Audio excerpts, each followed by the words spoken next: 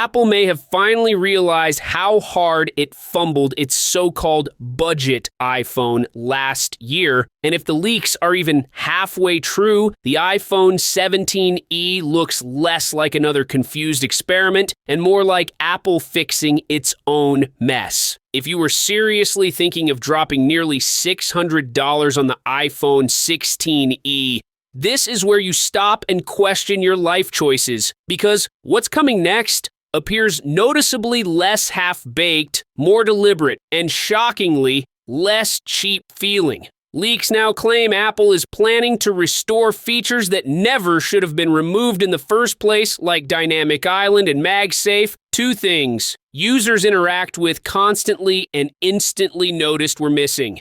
If these reports are accurate, they single-handedly fix the loudest criticisms of the 16th and finally make the E-series feel less like a deliberately crippled product and more like something designed with actual thought.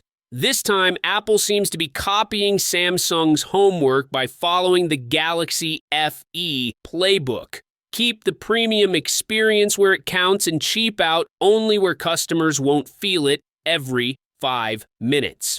On the design front, leaks point to a device that looks embarrassingly closer to the iPhone 15 and even the upcoming iPhone 17 lineup, complete with a smaller display cutout and a cleaner, more modern aesthetic. Internally, the iPhone 17e is expected to run on a new A19 chip, probably a slightly nerfed version compared to the main iPhone 17 models, but still powerful enough to dunk on most Android phones in its price range while fully supporting Apple Intelligence. Because of course it does. Last year, Apple quietly killed the $429 iPhone SE, a phone that was undeniably ancient but wildly successful because it understood its role. In its place came the iPhone 16e at $599, a price tag that immediately disqualified it from any serious budget conversation.